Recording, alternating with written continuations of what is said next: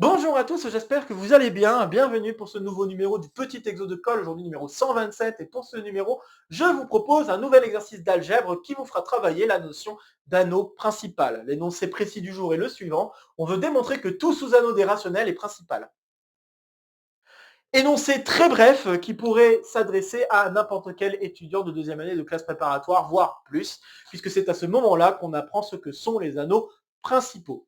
Alors, je vais me lancer dans des rappels de la notion d'anneau principal et de tout ce qui peut englober cette notion, mais je ne vais pas me lancer à faire un cours complet. Je pense que vous pourrez trouver facilement des notes sur Internet de cours de classe préparatoire ou d'université qui en parlera davantage, beaucoup plus que moi, avec tous les détails, tous les exemples, qui vous plaira. Ici, je vais vraiment me contenter de la surface, en tout cas ce qui me paraît vraiment suffisant pour pouvoir attaquer l'exercice d'aujourd'hui. Alors, qu'est-ce qu'on entend par anneau principal? On entend ici un anneau pour lequel tous les idéaux sont principaux.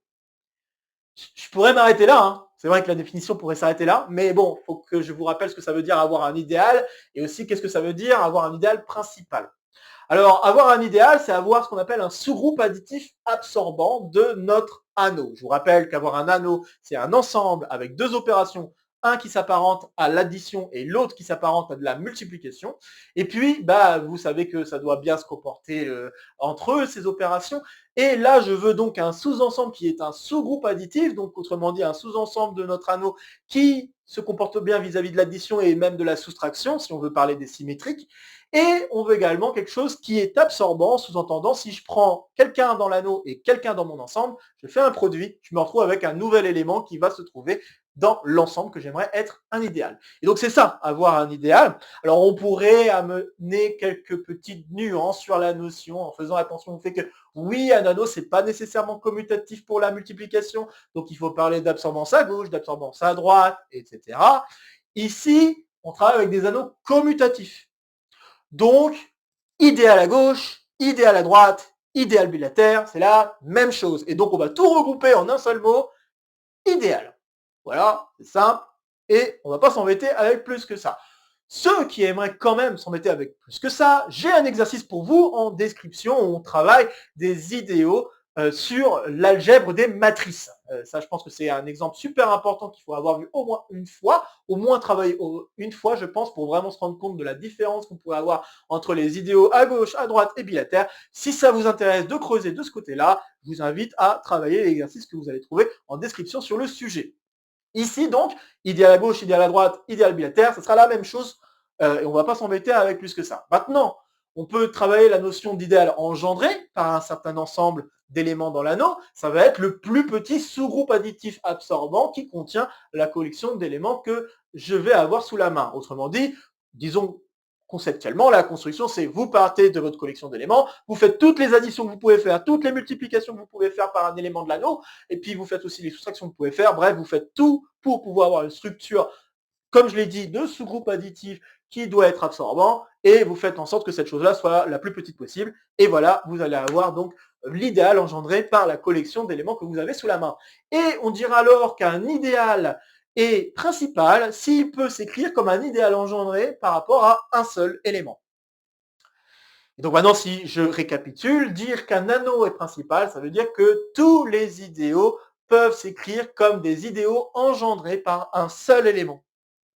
Voilà globalement l'idée qu'on attend ici, travailler avec les anneaux principaux, c'est exactement en fait travailler avec les idéaux et essayer de montrer qu'on peut les engendrer avec qu'un seul élément. Il y a pas mal de sous-questions qu'on pourrait poser sur le fait que est-ce qu'un idéal peut toujours s'écrire comme quelque chose qui est engendré par une collection finie, des choses comme ça? Est-ce qu'on ne pourrait pas trouver, entre guillemets, une base appelée, par exemple, pour les polynômes, base de Grobner, des choses comme ça? On pourrait aller vraiment très loin sur les questions d'idéaux, que ce soit d'idéaux engendrés, des questions d'idéaux principaux, etc.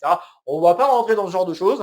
Je pense, comme je l'ai dit, que des notes de cours pourraient y rentrer davantage et je pense que ce sera très bien vu comme ça plutôt qu'à travers un exercice. Mais juste pour vous dire que ces choses-là existent et ces questions-là aussi subsistent. Et voilà, bon, c'est pas le genre de questions qu'on va se poser. Nous, on va vraiment rester sur des idéaux principaux et donc des anneaux principaux. Alors, un exemple d'anneau principal que vous devriez vraiment connaître, c'est les entiers relatifs. Et je pense que cet exemple sera super important pour cet exercice. Donc, les entiers relatifs, je vais rappeler un résultat de première année de classe préparatoire. Si vous regardez les sous-groupes additifs de Z+, eh bien, vous allez vous retrouver avec NZ, avec N, un entier naturel.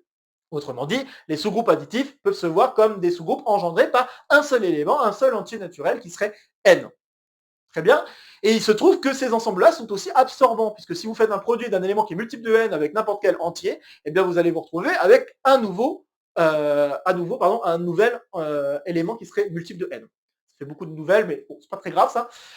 Et donc voilà, vraiment, cet exemple est un des premiers exemples qu'on doit rencontrer. L'anneau des entiers relatifs, c'est un anneau principal. Un autre exemple hyper important, c'est si vous prenez un corps K et que vous regardez les polynômes sur ce corps, donc K crochet X, eh bien ça, c'est aussi un anneau principal. Ces deux exemples sont aussi très pertinents parce que, en fait, ils ont tous deux aussi une structure plus ou moins similaire, puisque dans ces deux structures, on peut s'amuser à faire de la division euclidienne. Et autrement dit, en fait, ces deux anneaux sont aussi des anneaux euclidiens. On a déjà travaillé un petit peu la notion d'anneau euclidien, mais si ça vous intéresse d'en apprendre davantage là-dessus, eh bien, il y a quelques exercices pour vous qui s'adresseront en bas en description de la vidéo. Donc vraiment, n'hésitez pas à y jeter un coup d'œil si vous voulez travailler un peu cette notion. Bien que cette notion soit pas tout à fait au programme de classe préparatoire, c'est vraiment quelque chose qui est quand même très sous-jacent aux trucs qu'on apprend en classe préparatoire avec cette question de division euclidienne, ces relations de Bézout, blablabla, pour K crochet X ou pour Z. Donc je pense que c'est pas si mal de revoir un petit peu cette notion. Et il se trouve notamment qu'il y a un gros résultat très sympa qui dit que si j'ai un anneau euclidien, alors il est principal. D'ailleurs, ce qui motive un petit peu l'étude des anneaux principaux, c'est en fait le fait que grâce à ça, on peut définir une notion de PGCD ou de PPCM.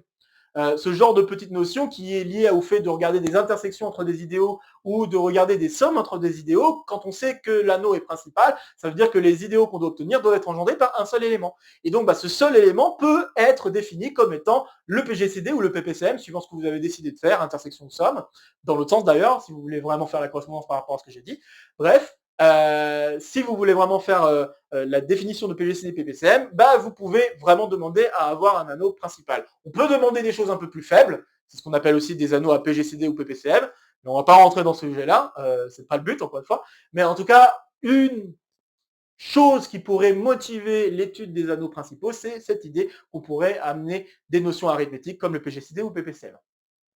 Bon voilà, la parenthèse est maintenant close sur les rappels et on va maintenant rentrer dans cet exercice qui est en fait une généralisation d'un exercice hyper classique de deuxième année de classe préparatoire. Notamment l'exercice auquel je pense, c'est de démontrer que l'anneau des décimaux, des nombres décimaux, forme un anneau principal. Et ça, il y a une technique pour essayer de démontrer ce genre de résultat. Si vous l'avez déjà croisé, ça peut être sympa d'y rejeter un coup d'œil à cet exercice avant d'attaquer celui-ci. Et bien sûr, il y a plein d'autres variantes qu'on pourrait proposer. Puisque là, en fait, on va démontrer carrément que n'importe quel sous-anneau des rationnels est également principal. Donc c'est beaucoup plus fort en fait que le résultat juste de regarder les décimaux. Et je suis certain, peut-être que d'autres ont croisé d'autres exemples d'anneaux qu'il fallait montrer être principal. Par exemple, l'anneau des nombres diadiques. Ce sont des rationnels qui s'écrivent sous la forme m divisé par une puissance de 2. Bon, voilà, ça c'est aussi un autre type d'exemple d'anneau qui va également être principal.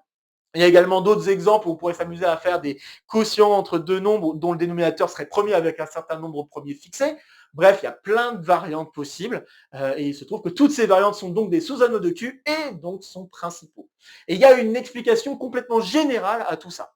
Et pour ceux qui ont déjà fait ce genre d'exercice, c'est vraiment très utile d'y rejeter un coup d'œil. Pour ceux qui l'ont jamais fait, c'est très bien aussi d'attaquer directement cet exercice parce que ça vous permettra de réfléchir vraiment en toute généralité, qu'est-ce qui pourrait se passer pour expliquer pourquoi un sous-anneau de Q est nécessairement principal. Je vous inviterai même à réfléchir un petit peu à remplacer Q par R et à se poser la question, est-ce que ça va être encore vrai si on remplaçait donc les rationnels par les réels?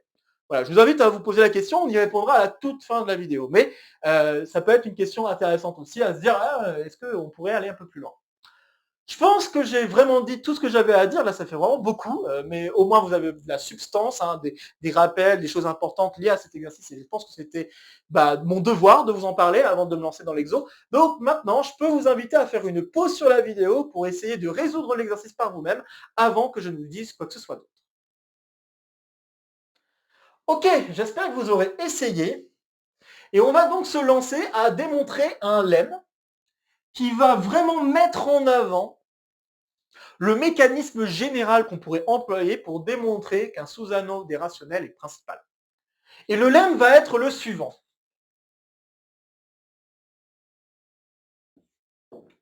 Alors considérons A plus croix un anneau, alors bien sûr on va simplifier la vie, commutatif.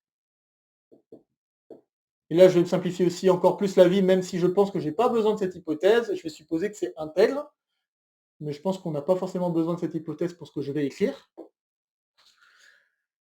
Et alors supposons, et on va supposer deux choses. Il existe B, un sous-anneau de A, qui est principal. Et de plus, avec ce sous-anneau, on va avoir une autre propriété assez rigolote, qui va dire la chose suivante. Pour n'importe quel A dans grand A, il existe B appartenant aux inversibles, tel que A fois B est un élément de B. Voilà les deux choses qu'on va chercher à supposer pour démontrer qu'en fait, l'anneau A, sous ces hypothèses, va être principal. Et voilà donc le statement, si je puis dire. Donc alors, A est principal. Et ça, en fait, ce lemme-là, il encapsule tout le fonctionnement, le mécanisme pour chercher à démontrer qu'un sous-anneau des rationnels est principal. Vraiment, c'est l'idée générale qui se cache derrière ce lemme. Et à partir de ce lemme, j'affirme que vous pourrez appliquer ce lemme au cas de notre anneau qui se trouverait dans les rationnels. Il y aura quand même une subtilité un peu particulière sur laquelle il faudra se pencher, c'est cette question-là de pouvoir toujours trouver un inversible dans notre anneau qui vérifie cette propriété-là.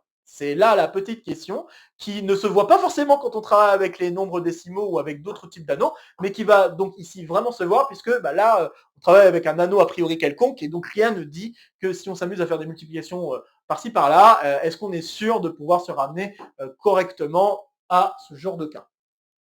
Alors je vais vous inviter à nouveau à faire une pause sur la vidéo pour essayer de démontrer ce lemme avant que je ne vous donne une preuve de ce lemme, puis ensuite d'essayer de résoudre l'exercice en utilisant ce lemme. Ok, donc je vais commencer par vous faire une preuve du lemme. Vous allez voir que c'est pas si difficile. Donc là, notre but, c'est de montrer que l'anneau qui est ici est principal. Pour montrer qu'un anneau est principal, comme j'ai dit, il faut montrer que tous les idéaux sont engendrés par un seul élément. Donc je vais prendre un idéal, soit I sous l'ensemble de A idéal de A, ok. Et puis, oui, bon, je pense que je n'ai pas besoin de supposer qu'il est non trivial, ça va bien se passer, peu importe ce que je suppose sur cet idéal. Ce qui va être le plus important, c'est surtout de intersecter l'idéal avec le sous-anneau principal. Et pourquoi on pense à ça? C'est parce que quand on travaille avec des idéaux, on aime bien avoir l'idée de, comment dire, on sait que quand on prend un idéal et qu'on s'amuse à faire des intersections avec d'autres idéaux, on va rester un idéal. Et puis si on fait des intersections plutôt bien choisies, donc là notamment avec notre sous-anneau, ça semble être aussi une très bonne idée puisqu'on sait que le sous-anneau ici, il est principal. Donc on sait qu'il va être engendré par un seul élément.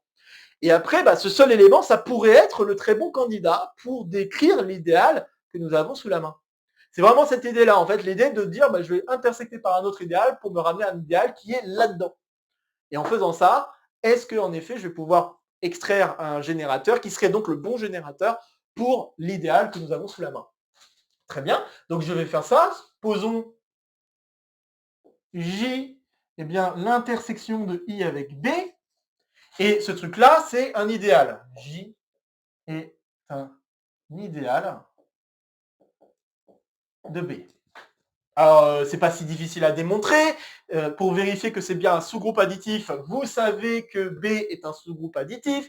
Vous savez également que I est un sous-groupe additif. Par conséquent, intersection de sous-groupe additif, c'est un sous-groupe additif.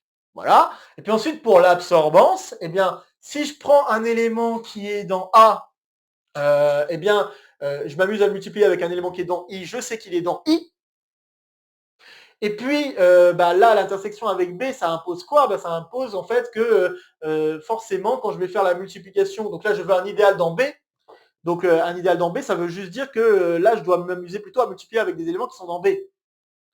Donc, si je sais que je suis dans I inter B et que je multiplie par un élément qui est dans B, qui est donc a fortiori dans A, je me retrouve bien avec un élément qui est à la fois dans I, mais aussi dans B, puisque la structure d'anneau fait que multiplication entre des éléments dans B, c'est dans B. Voilà. Donc, je vais quand même récapituler ce que je viens de dire un peu à l'oral pour que ce soit clair. Donc, J, c'est bien un sous-groupe additif. Additif, car c'est une intersection de sous-groupes additifs. Et c'est bien absorbant, puisque I est absorbant et que B est un sous-ensemble de A. Donc, grâce à ça, et c'est un sous-anneau même, ça c'est quand même plus important, c'est un sous-anneau SA de A. Donc, qui fait que quand on multiplie des éléments qui sont dans B, ça reste dans B. Voilà. Très bien, donc ça, c'est bien un idéal de B. Maintenant que je sais que c'est un idéal de B, je peux utiliser le fait que B est principal et dire que cet idéal est engendré par un seul élément. Donc, il existe bêta dans B, tel que mon idéal J s'écrit bêta fois l'anneau B. Donc voilà comment on peut écrire l'idéal engendré par des éléments. On écrit en faisant ce genre de choses. Donc là, engendré par un seul élément, c'est juste prendre n'importe quel élément de l'anneau B et multiplier par notre bêta. Ou alors, s'il y avait plus qu'un seul élément, on aurait fait des sommes. Voilà, ça permet de refléter tous les calculs qu'on pourrait s'amuser à faire avec les éléments que nous avons en jeu. Donc très bien, alors maintenant, on a un bêta, et c'est lui qui pourrait servir de bon candidat pour démontrer qu'en effet, I serait principal. Donc on va montrer que en fait, I, c'est l'idéal engendré par bêta dans l'anneau A. Ok?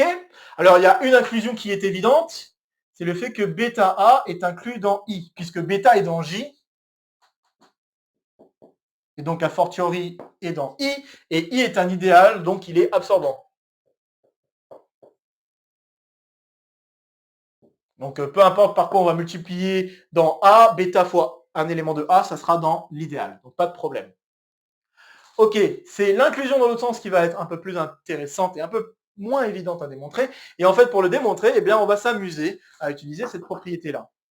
Donc maintenant, si je prends un élément A qui est dans I, cet élément-là, là que je viens de choisir, est un élément a fortiori dans A, ça fait beaucoup d'a fortiori, il faudrait que j'arrête.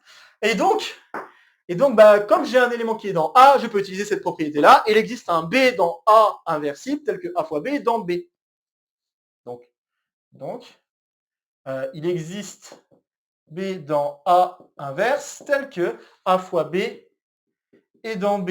Mais comme A est dans I, ça veut dire que A fois B est aussi dans I. Donc, par absorbance, encore une fois, on a le fait que A fois B est dans I inter B, donc, et dans J, par conséquent. Mais être dans J, ça veut dire s'écrire bêta fois un élément de B. Ok? Et donc, c'est parti, ça veut dire alors qu'il existe C dans B, tel que A fois B, c'est égal à bêta C. Super.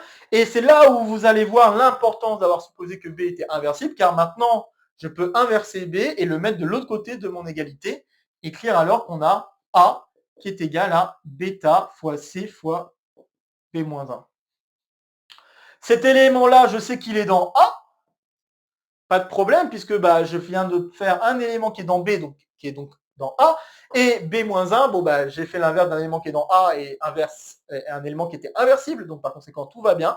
Cet élément-là est bien un élément dans A par produit et par structure d'anneau, et donc j'ai bien un élément A fois bêta, par conséquent j'ai bien en effet A qui appartient bêta A. Et ceci permet donc de conclure que en effet, je l'écris ici, I égale bêta A, et donc que n'importe quel idéal est principal et l'anneau est donc principal. Là, c'est une très jolie preuve. Alors, pour ceux qui ont déjà vu l'exercice sur les nombres décimaux, vous devriez reconnaître quelque chose qui s'apparente aux nombres décimaux. Puisque ici, ce qui se passerait, c'est que en fait, l'élément inversible par lequel on cherche à multiplier, c'est une puissance de 10. Grosso merdo, on va dire, c'est vraiment juste une puissance de 10. Donc, on reconnaît quand même des choses qui s'apparentent à, en effet, le mécanisme pour les nombres décimaux. Et en fait, ce mécanisme, c'est un mécanisme général qu'on peut employer pour n'importe quel anneau. Et c'est exactement ce qu'on vient de refléter avec ce lemme. Alors maintenant, je vous invite à nouveau à faire une pause sur la vidéo pour essayer d'utiliser le lemme afin de démontrer le résultat qu'on souhaite démontrer, c'est-à-dire que n'importe quel sous-anneau des rationnels est principal. Alors n'hésitez pas à faire à nouveau une pause et vous y frottez à nouveau à cet exercice avant que je n'avance. Ok, j'espère que vous aurez essayé à nouveau d'y réfléchir. Et on est parti pour la résolution de l'exercice en utilisant ce lemme. Alors, il faut se poser quand même la question, qu'est-ce qui pourrait jouer le rôle de sous-anneau principal de l'anneau que nous aurions sous la main? Eh bien, il se trouve que ça va être les entiers relatifs. C'est pas pour rien que je vous ai dit que c'était un exemple important pour cet exercice, c'est parce qu'il va apparaître ici. Donc, en effet, maintenant, si je prends soit A, un sous-anneau des rationnels, ok, eh bien, on peut d'abord montrer que les entiers relatifs, c'est inclus dans A. Alors, comment on le montre ça? Eh bien, à cause du fait que A est un anneau, vous pouvez dire d'ores et déjà que 0 et 1 sont dans A. Automatiquement, hein, propriété d'anneau, vous devez avoir 0 dans l'anneau, et puis bon, moi ici, comme en prépa, on considère que les anneaux sont unitaires, 1 est dedans. Voilà. Donc on a 0 et 1 qui sont dedans, et par conséquent, vous pouvez vous amuser à faire n qui est égal à 1 plus blablabla plus 1, n fois, et ça, ça marche, ça va être dans A. Donc bien sûr, si n est un entier naturel non nul, et puis si c'est un entier négatif, donc si n est un entier relatif négatif, comme ceci, négatif strict, alors je peux écrire n comme étant moins 1 plus blablabla plus 1. Et ça, c'est aussi dans A par structure de sous-groupe de l'anneau. Donc, par conséquent, donc là, je le fais moins n fois, bien sûr. On fait attention, n est un entier négatif, donc pour donner le nombre de fois, il faut faire moins n. Donc voilà, on se retrouve avec cette propriété-là, on est content, et c'est gagné. C'est gagné. Donc on vient de démontrer que z est en effet inclus dans A. Super. Z est principal. Et ça, je vais l'admettre. Hein. Je vous ai dit rapidement le résultat de première année qu'il faut avoir vu. C'est la question des sous-groupes de Z, sous-groupes additifs de Z. Je vous invite à refaire cet exercice. C'est vraiment un exercice de cours. Donc, n'hésitez pas à le faire. Donc, très bien. On sait que Z est principal. Maintenant, j'avance. Et il faut essayer de démontrer le deuxième point. Parce que le premier point, ça va. Mais le deuxième point est un peu technique. Mais vous allez voir que c'est très joli à démontrer. Alors pour le démontrer, vous allez prendre un élément qui est dans l'anneau. Donc soit et un élément qui est dans l'anneau, c'est quand même un rationnel. Donc vous pouvez l'écrire quand même avec le formalisme qu'on utilise pour les rationnels. Donc soit P sur Q, disons, un élément de A, donc, et on va supposer que P et Q sont premiers entre eux. Alors ça a l'air de rien, parce que bon, ça c'est un truc qu'on pourrait dire, ouais, on va pas forcément supposer ça, on pourrait juste dire P et Q sont juste des entiers, l'un bien sûr est un entier naturel, enfin un entier relatif, donc P est un entier relatif et Q est un entier naturel non nul, je pourrais peut-être me contenter de ça, mais il se trouve que cette hypothèse va être très utile. Donc je me permets de le mentionner. Vous allez voir très vite pourquoi. Là, le truc que vous auriez normalement très envie de faire pour vous ramener à un entier relatif, c'est de multiplier par Q. Donc vous pourriez avoir envie de dire Q fois P sur Q, ça donne P, et c'est bien un élément qui est dans Z. Très bien, donc là en ayant fait ça, j'ai réussi à montrer que pour n'importe quel élément dans A, il existe un élément qui est dans A, pas forcément A inversible, tel que la multiplication est dans le sous-anneau qui est principal. Il manque quand même un truc, donc, que j'ai souligné, c'est qu'il faut montrer que Q est inversible. Si on démontre que Q est inversible, alors là, on pourra appliquer le résultat qui est là. Sinon, on ne peut pas. Et pour montrer que Q est inversible, donc ça revient à la même chose que de démontrer que 1 sur Q est dans l'anneau. Et bien là, le truc hyper drôle, et c'est pour ça que je vous ai dit ça, c'est hyper important, le truc super drôle, c'est qu'on peut utiliser les relations de Bézout.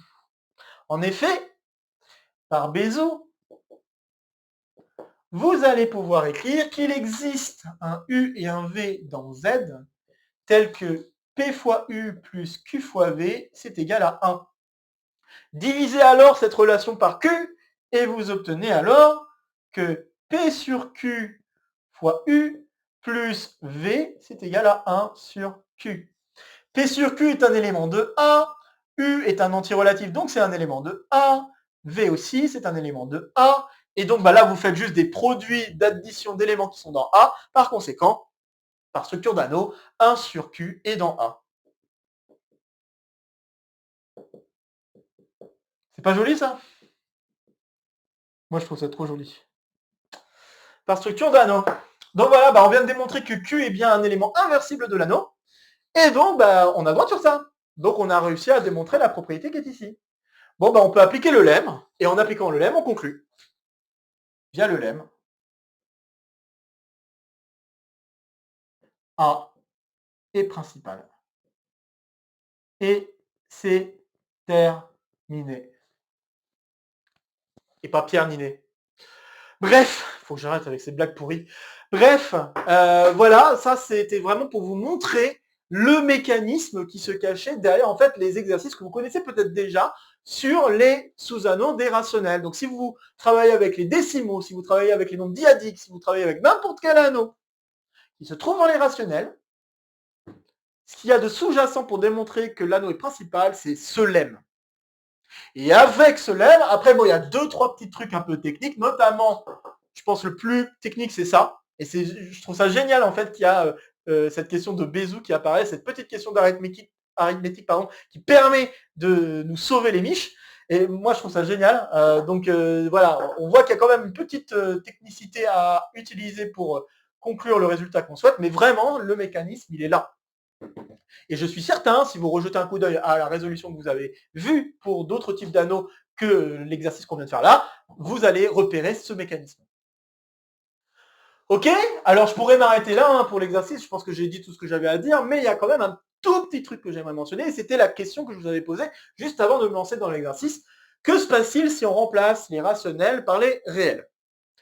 Alors, je vais pas vous mentir, il m'a fallu un petit temps pour réfléchir à cette question, parce que cette question m'est venue après avoir amené ce résultat-là, ce résultat d'ailleurs qui m'est venu aussi un peu à l'esprit en voyant l'exercice sur les décimaux, et en me demandant si on ne pouvait pas généraliser un peu le principe. Et j'ai réussi à trouver un petit peu la génération, donc déjà, j'en suis très content.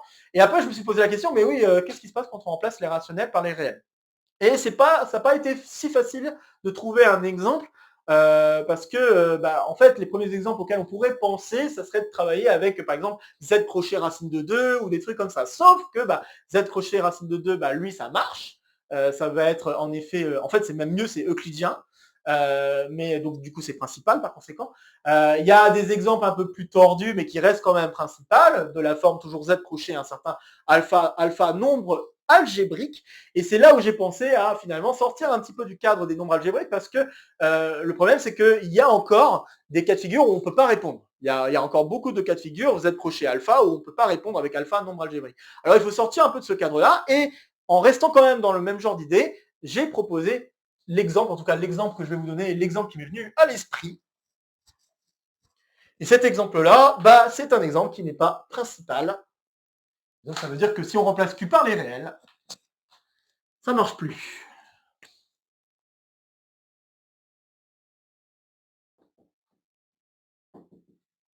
Donc la réponse est non. Et l'exemple que je vais vous donner est le suivant. Si je prends l'anneau correspondant à z crochet pi. Alors vous pouvez remplacer pi par n'importe quel nombre transcendant, ça marche. Donc en fait, il faut impérativement que le nombre que vous choisissez est transcendant. Qu'est-ce que ça veut dire transcendant? Pour rappel, ça veut dire qu'il n'existe pas de polynôme à coefficient rationnel qui s'annule en ce nombre. Ok, c'est pas un exercice évident du tout à démontrer. D'ailleurs, il y a un critère qu'on pourrait utiliser qui est pas non plus facile à démontrer, mais bon quand même, un critère qui s'appelle le théorème de Lindemann, qui peut permettre de mettre en avant que pi n'est pas algébrique.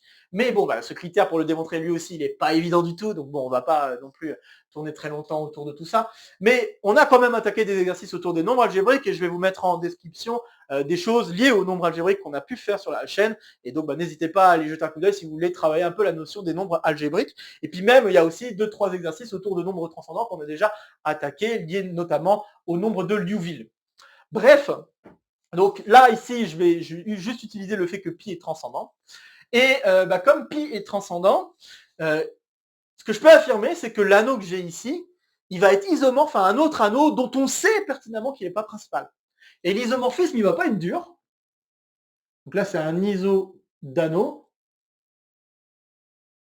Et l'isomorphisme ne va pas être dur, ça va être Z crochet X. Il suffit juste de remplacer pi par X. En fait, c'est juste ça l'idée. Donc si vous remplacez pi par X, en fait, vous avez votre morphisme. Et vous pouvez aller dans les deux sens. Donc transcendant, dire que n'importe quel polynôme à coefficient rationnel ne s'annule pas en pi, ça veut dire que notamment la famille 1, pi, pi carré, etc., jusqu'à une pi puissance n'importe quoi sur lequel vous voulez vous arrêter, ça va former une famille Q libre, et donc en particulier Z libre. Donc il n'y a pas de souci, en effet, on ne peut pas écrire une puissance de pi en fonction d'autres puissances de pi plus petites. Donc ça, voilà, c'est une première chose qu'il faut constater, et c'est ça aussi qui fait que cet isomorphisme va bien fonctionner. Et le problème, c'est que l'anneau que je viens d'écrire là, il n'est pas principal. Et ça fait partie, je pense, d'exemples qu'on a pu faire. Alors, je ne sais plus à quel point j'étais allé dans le détail, mais c'est un exemple dont j'ai pu parler à travers un pêle-mêle. Ça, c'est fort probable. Cet anneau-là n'est pas principal, puisque, en effet, un exemple d'anneau, d'idéal qui n'est pas principal, c'est prendre l'idéal engendré par 2 et x. Donc, si je cherche un idéal qui est engendré par 2 et par x, et que j'aimerais dire que c'est un idéal engendré par quelqu'un, eh bien, ce quelqu'un, il va devoir à la fois diviser x et diviser 2. Et donc, vous allez avoir un problème très rapide, puisque on ne peut pas diviser x n'importe comment, à part si on est un entier. En fait, finalement, si on est un entier qui vaut 1 ou moins 1, éventuellement, et puis là, pareil pour 2, on va avoir un problème. Donc, on est embêté, en tout cas, si on veut des diviseurs stricts. Ça voudrait dire alors que l'idéal, s'il était principal, ça serait juste z crochet x. Et donc, ça marche pas. Donc là, l'idéal que je viens de donner ici n'est pas principal. Et donc, vous pouvez prendre cet idéal-là et juste donner son image et voir que son image, donc en remplaçant x par pi, va pas être principale à cause de ça. D'ailleurs, il y a une petite propriété que vous pouvez vous amuser à démontrer, c'est que si vous avez deux anneaux, peut-être avec quelques petites conditions, genre anneau commutatif, peut-être intègre éventuellement, mais au moins anneau commutatif. Si vous avez deux anneaux qui sont isomorphes, dont vous savez que l'un des deux est principal, alors l'autre est principal. Donc là, lui n'étant pas principal, automatiquement, lui n'est pas principal. Donc voilà.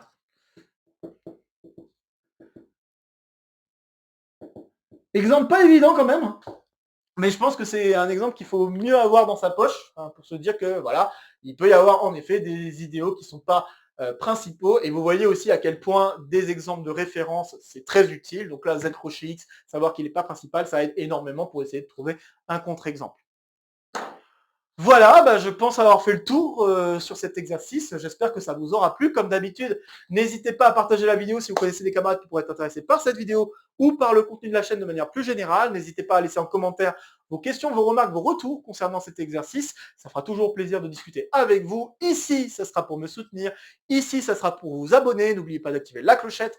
De nouvelles vidéos vont se proposer à vous pour continuer à faire le tour de la chaîne. Et sur ce, je vous retrouve très vite pour de prochaines aventures mathématiques. Portez-vous bien. Et à très bientôt. Salut à tous!